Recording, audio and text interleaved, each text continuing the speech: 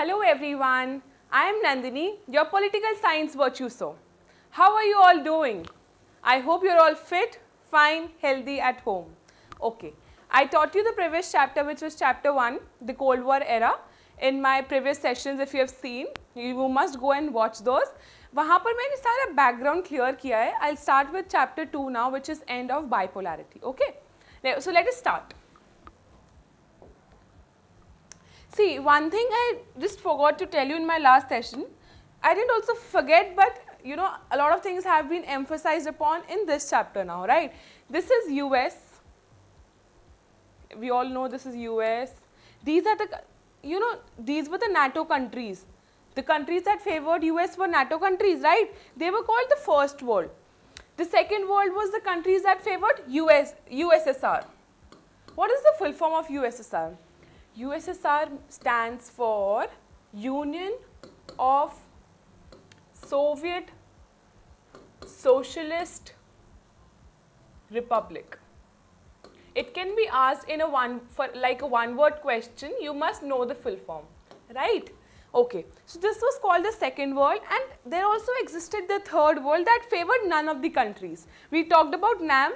NAM were the Third World. NAM was the Third World, right? I just wanted to tell you this much in this. Okay, moving on. So let us know what actually is the Berlin Wall. अच्छा, ये देख रहे हो कैसे इनका बंटवारा हो गया था बर्लिन वॉल का. ऐसे ही यहाँ पर देखो पता है क्या हुआ था बर्लिन वॉल. एक तो पहले बर्लिन वॉल 150 किलोमीटर लॉन्ग थी, ठीक है. 1989 में टॉपल हो गई थी नवंबर 9 को. ये देखो लिखा है ना, हाँ देखो नवंबर 1989 में ना टॉपल हो गई थी, मतलब इनटू 2 पार्ट्स हो गई थी. तो तभी क्या हुआ, उसके बाद से ही डिसइंटीग्रेशन ऑफ सोवियत यूनियन हो गया, ठीक है, समझ रहे हो. तो देखो 150 किलोमीटर लॉन्ग थी, 1961 में बिल्ट हुई थी. ये ईयर इंपॉर्टेंट हो सकता है 1 मार्क क्वेश्चन के फॉर्म में. अच्छा ठीक है, बर्लिन वॉल थी. अब बर्लिन पता है जर्मनी की कैपिटल थी. क्या हुआ था, जैसे फॉर इंस्टेंस ये जर्मनी है, इसको 2 पार्ट्स में डिवाइड कर दिया गया था. जैसे ये जर्मनी है ना, तो देखो एक पार्ट तो इसको कहते थे ईस्ट जर्मनी और ये था कि वेस्ट जर्मनी. पता है क्या होता था, ईस्ट जर्मनी तो फेवर करता था यूएसएसआर को, क्योंकि यूएसएसआर की पॉलिसीज फॉलो करता था. वो क्या होता था, जो ईस्ट जर्मनी फॉर जैसे इस साइड हुआ, यूएसएसआर भी इस साइड था, वो सारी पॉलिसीज की यूएसएसआर की फॉलो करता था. तो क्या होता था, कम्युनिस्ट नेशन था यूएसएसआर, हमें सब पता है. देखो हमने 11th में भी पढ़ा है, मैंने लास्ट चैप्टर में भी बताया, यूएसएसआर एक कम्युनिस्ट नेशन था. तो ऐसे ही ईस्ट जर्मनी भी कम्युनिज्म को फॉलो करता था. और जो वेस्ट जर्मनी था वो यूएसए का पार्ट था और यूएसए की पॉलिसीज़ को फॉलो करता था. इनके बीच में इतनी दरारें आ गई थी ना, वही और आइडियोलॉजिकल डिफरेंसेस थे.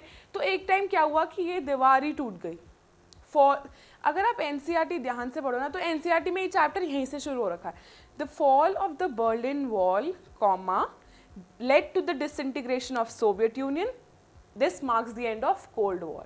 ये बहुत इंपॉर्टेंट लाइन है, ये बात यार तुम लोगों को पता होनी चाहिए, ठीक है. देखो यही है, वेस्ट बर्लिन ईस्ट बर्लिन में चेंज हो गया था, जो मैंने अभी बताया, ठीक है. इसके बारे में और बात नहीं करनी है, क्योंकि अब हम मेन टॉपिक पढ़ते हैं, which is what is Soviet union. अब यार ये बात पता होनी चाहिए कि सोवियत यूनियन है क्या. देखो ये तो अपन एनसीईआरटी पढ़ सकते हैं, बट बहुत इंपॉर्टेंट चीज़ एक बताऊँ, एक ना हमें क्रक्स पता होना चाहिए कि हुआ क्या है एक्चुअली. अच्छा ठीक है, सब लोग यहाँ देखो, 1914 टू 1918, ठीक है, वर्ल्ड वॉर 1 का पीरियड था, सबको पता है ना ये बात. तो वर्ल्ड वॉर 1 का पीरियड तो ये था. फिर क्या हुआ इस दौरान ना, पता है क्या हुआ, रशिया और जर्मनी की बहुत लड़ाई चल रही थी. रशिया और जर्मनी की बहुत ज़्यादा फाइट चल रही थी.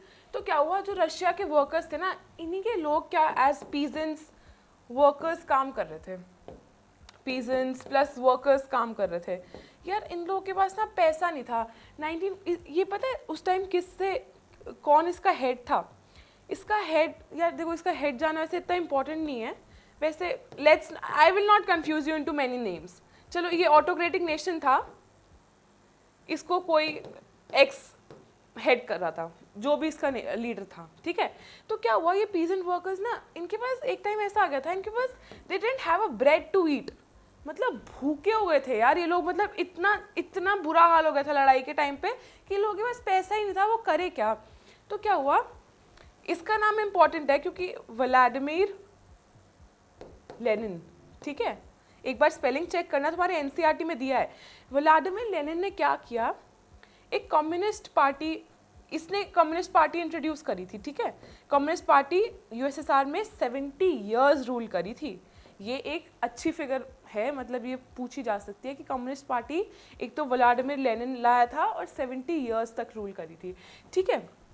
तो क्या हुआ, ये जो ये किसका भक्त था व्लादिमीर लेनिन, यार इसका नाम तुमने सुना होगा, ये भी इंपॉर्टेंट नहीं है नाम, बट हमें सबको ही पता है, कार्ल मार्क्स,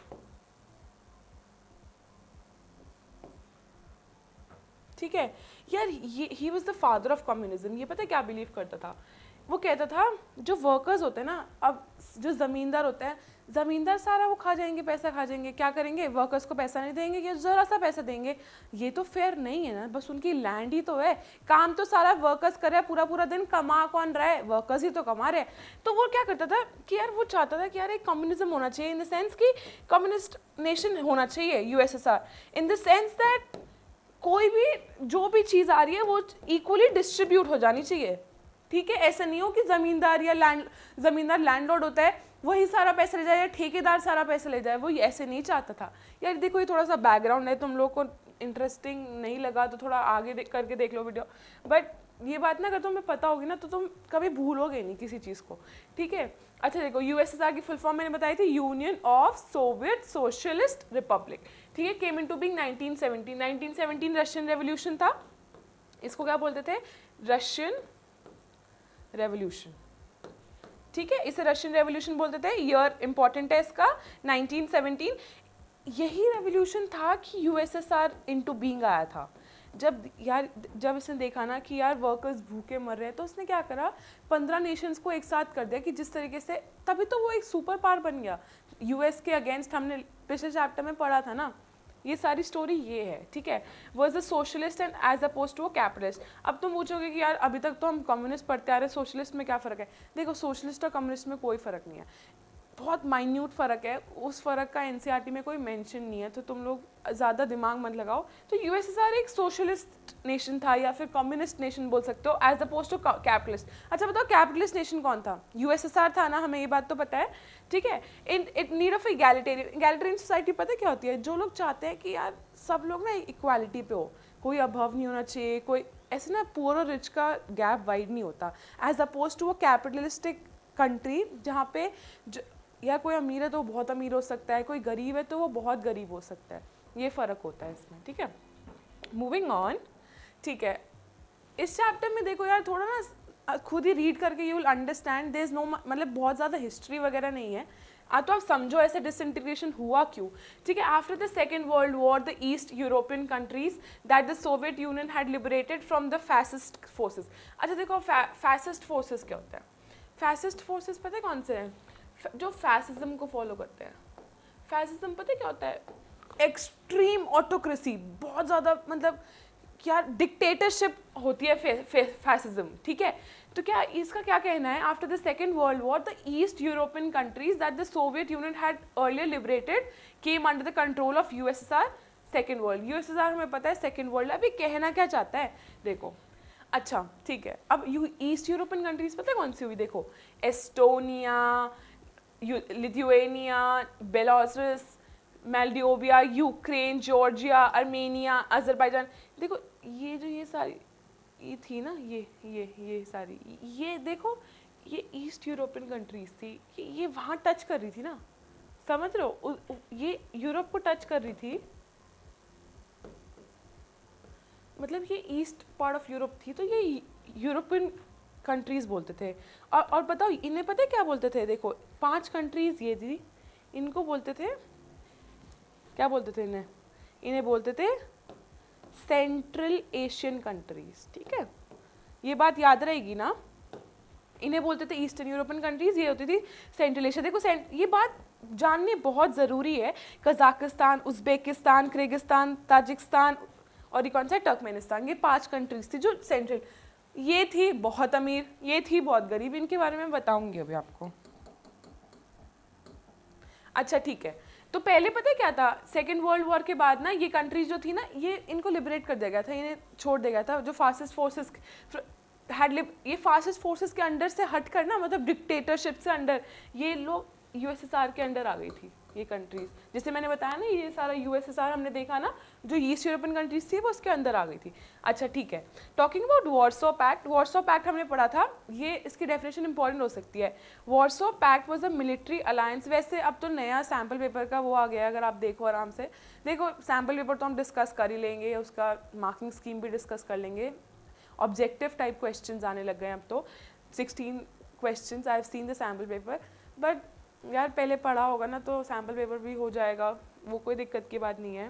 मेरे दिमाग में सब कुछ है कि कैसे वो प्लान होएगा, आप बस अभी चैप्टर देखो आराम से, ठीक है।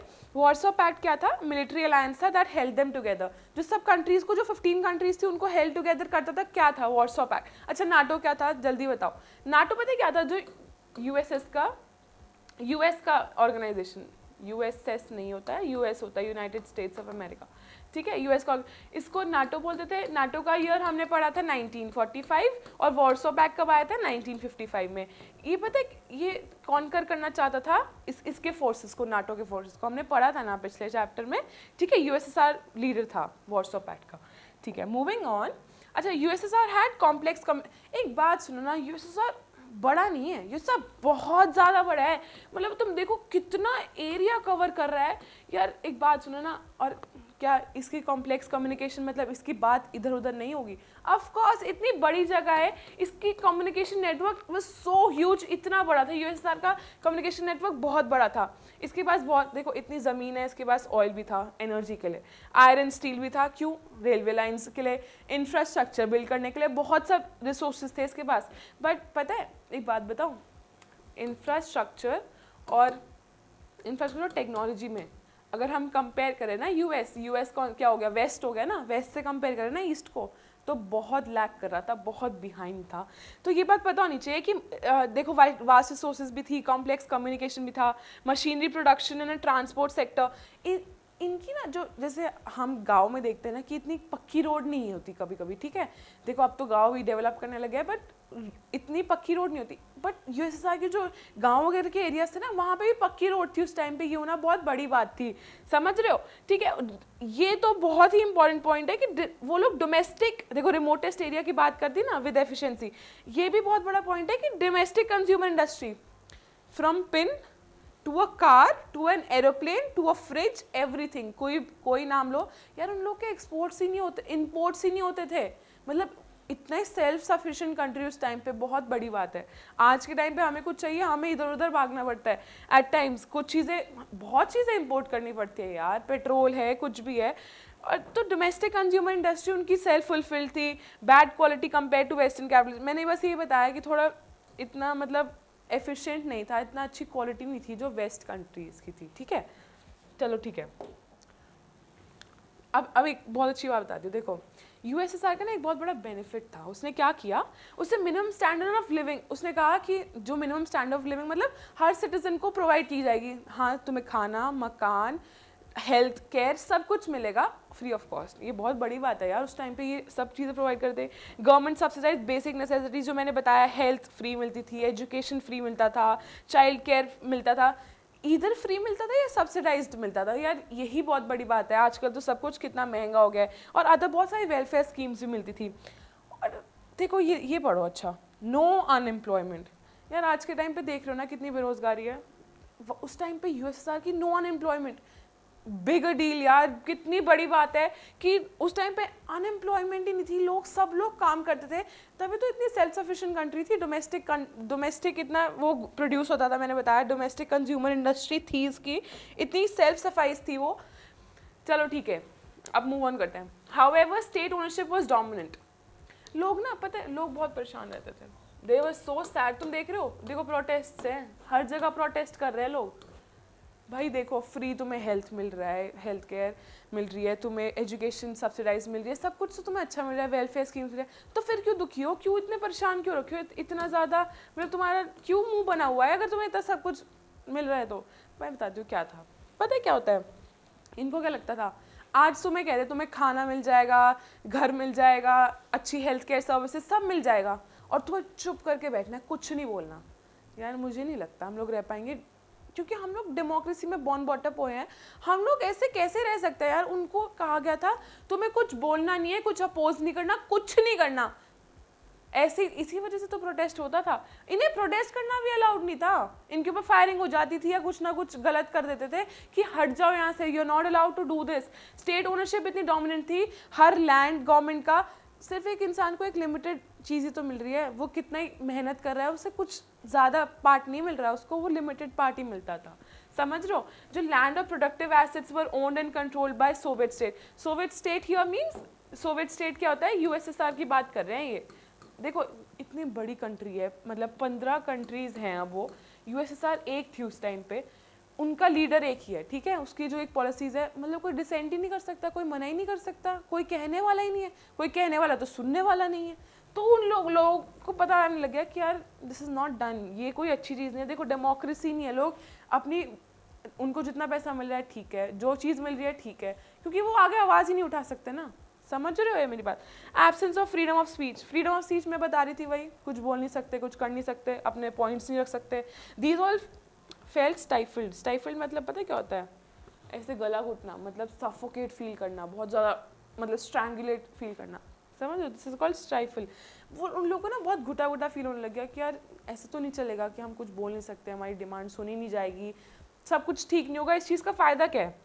कम्युनिस्ट पार्टी वॉज अनअकाउंटेबल, वो कुछ भी कर रही है। पता है, जो जैसे फॉर इंस्टेंस हमारे बीजेपी के लीडर्स है, अगर कहा जाए आज करप्शन बिल्कुल एंड होने वाला है, तो आई बिलीव ये नॉट इवन बीजेपी, कोई भी पॉलिटिकल पार्टी के लीडर्स, आई बिलीव उनके पास सबसे ज़्यादा पैसे होने वाला है। इनके साथ भी इधर जो कम्युनिस्ट पार्टी के लीडर्स थे ना, सबसे ज़्यादा पैसा इनके पास था। मतलब ये लोग तो प्रिविलेज थे, एंजॉय कर रहे थे, बट इनको मतलब कोई इनके पास अपनी कंप्लेन लाए तो ये लोग सुनेंगे भी नहीं। यार तुम लोग बहुत फनी है, एक उसमें दे रखा है एनसीईआरटी में कि ना एक फार्मर से पूछता है कम्युनिस्ट पार्टी का मेंबर कि how is the production going farmer, and he is like production is, oh my god, I feel like there's by the grace of god there's a mountain, there's a heap of potatoes we have.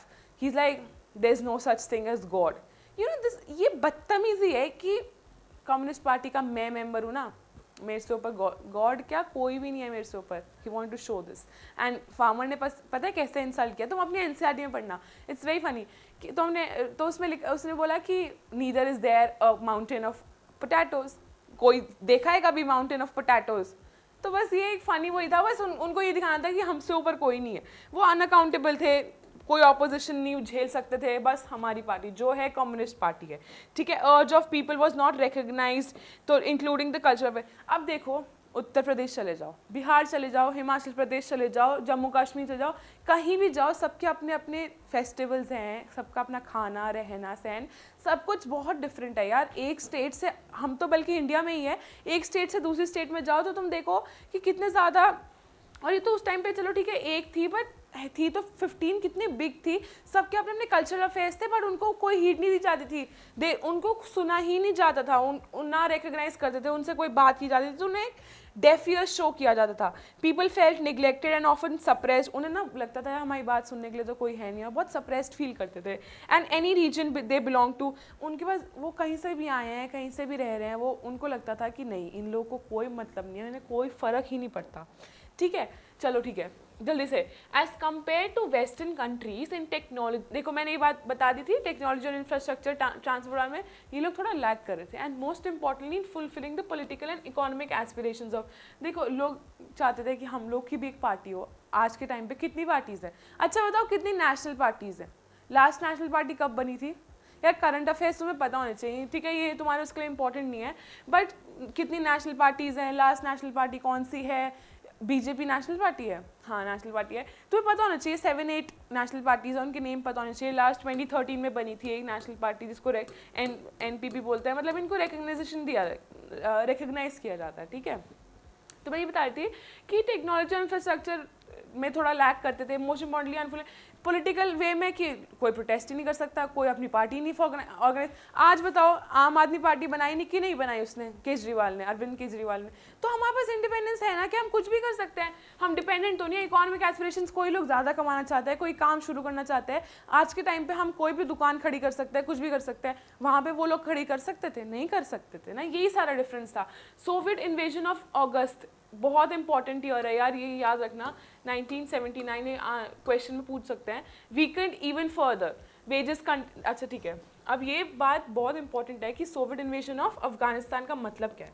देखो ये यार, ये ना थोड़ी सी funny है story. तो देखो क्या हुआ, देखो जैसे अफगानिस्तान है ना, ये रहा यूएसएसआर। यूएसएसआर ने क्या किया, यूएसएसआर की ना एक आर्मी होती थी, उसे बोलते थे रेड आर्मी, ठीक है। ये अच्छी लगेगी तुम्हें स्टोरी, देखो ध्यान से।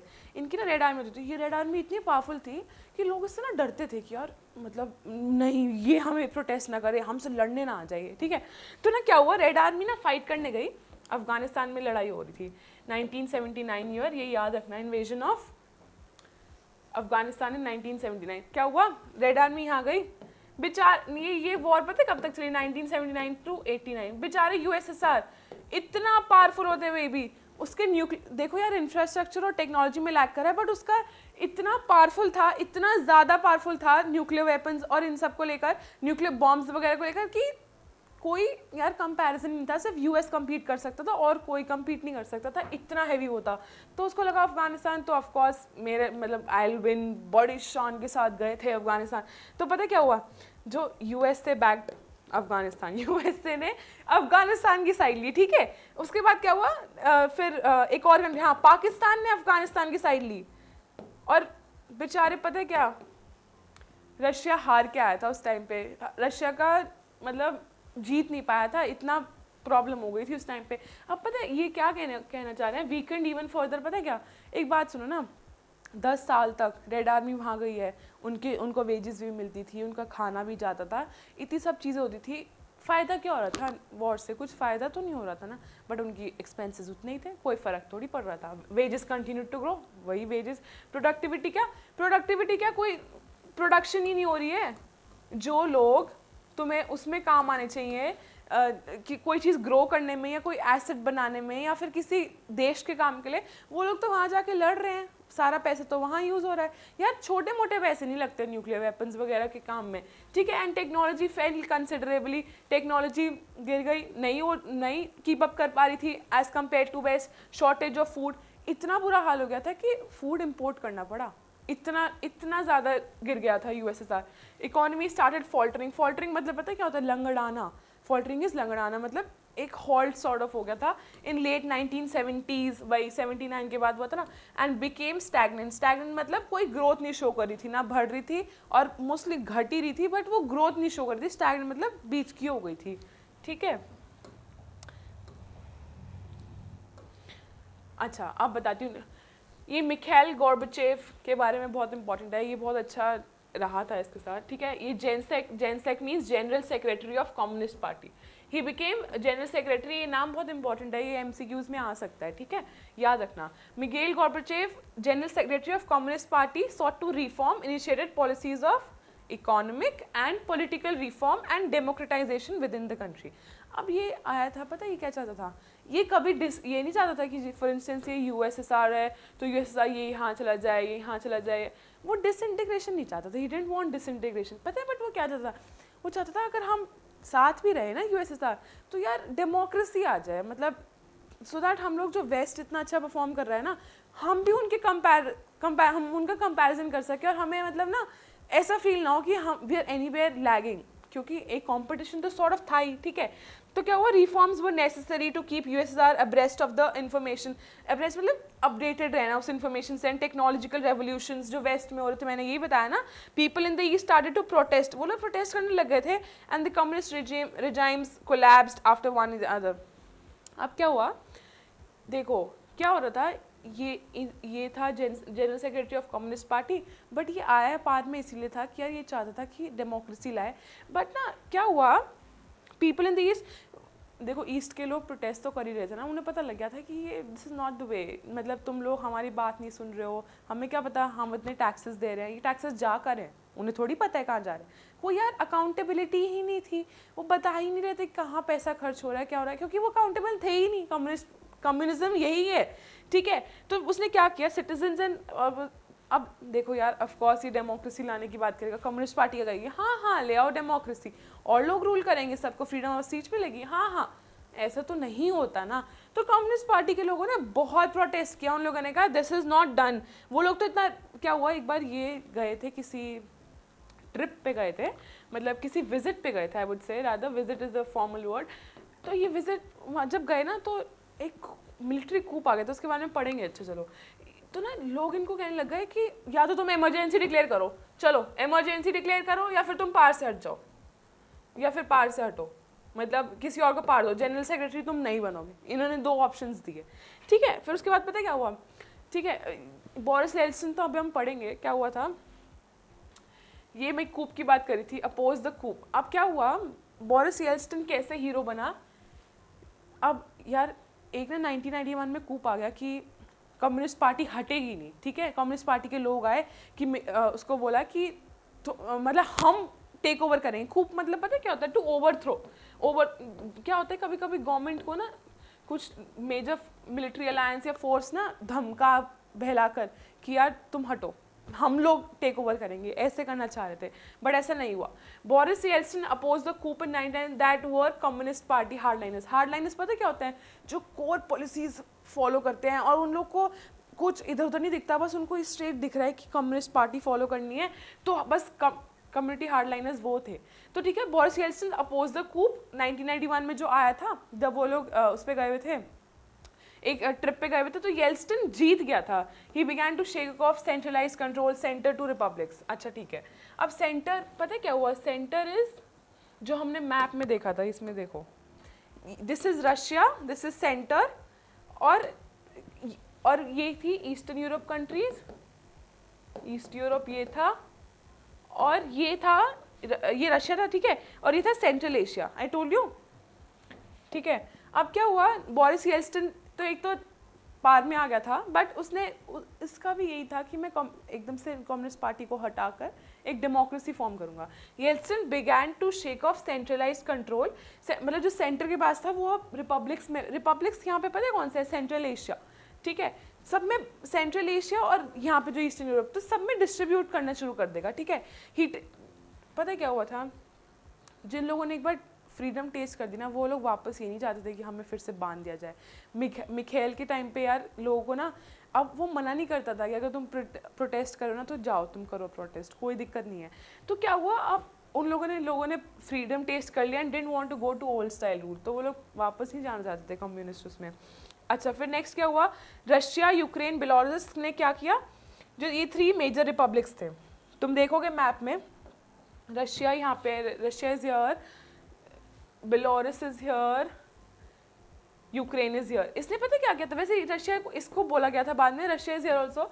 इन तीनों, ये तीनों मेजर कंट्रीज ने पता क्या किया था, मेजर रिपब्लिक्स ने, इसने ना देखो इसने क्या किया, सोवियत यूनियन वाज डिसबैंडेड। इन्होंने कहा कि 1991 दिसंबर, ये याद रखना, दिसंबर 1991 में इसने कहा कम्युनिस्ट पार्टी नाम की चीज़ हमारे लिए कुछ है ही नहीं, सोवियत सिस्टम कुछ है ही नहीं हमारे लिए, कम्युनिज्म नहीं फॉलो करेंगे हम, ठीक है, 1 पार्टी सिस्टम हमारे से नहीं हो पा रहा है। देखो डिसबैंड हो गई थी, सोवियत यूनियन डिसबैंड हो गया था, capitalism and democracy were adopted as basis for post union republics. जो ये रिपब्लिक्स है ना, इन्होंने बोला हम सिर्फ और सिर्फ कैपिटलिज्म और डेमोक्रेसी फॉलो करेंगे, क्योंकि इन्हें समझ आ गया था कि इनका पागल बनाया जा रहा है। जो ये लोग सब बार बार बोलते हैं कम्युनिज्म बेस्ट है, कम्युनिज्म बेस्ट है ही नहीं, ये मैम थोड़ा समझ लेना, ठीक है, मैंने इसके ऊपर लिख दिया है, समझा भी दिया है। अगर आप ये कंट्रीज ठीक से समझो ना, आपको समझ आ जाएगा कि सेंट्रल एशिया क्या था, और पता है ये लेटर ऑन क्या बने, ये कॉमनवेल्थ ऑफ इंडिपेंडेंट स्टेट्स बना दिया इन्हें, ठीक है। इस CIS एक बहुत बड़ा टॉपिक है, बिकॉज आपके सिलेबस में इफ यू चेक बहुत अच्छा दिया हुआ है कि काफ़ी बड़ा, मतलब थोड़ा डेप्थ में हमें पढ़ना पड़ेगा कि हमें क्लैरिटी पता लगे कि कैसे CIS बना, क्या हुआ उसके बाद और कैसे नहीं, तो ठीक है। I will get back on that topic in my next video, keep watching, stay tuned, and you should download our app, description box में दिया हुआ है लिंक, और उसको सारे नोट्स इसके उसमें अवेलेबल हैं, quizzes, 1 mark questions, 2 mark questions, 4 mark, 6 mark, सब उसमें अवेलेबल है, आप लोग डाउनलोड कर सकते हो, ठीक है। And stay tune, keep watching, I hope you guys are enjoying. अपने कमेंट्स, कुछ भी आपको सजेशन, फीडबैक कुछ भी देना हो, कमेंट बॉक्स में ज़रूर लिखना। Don't forget to subscribe, keep watching, bye bye.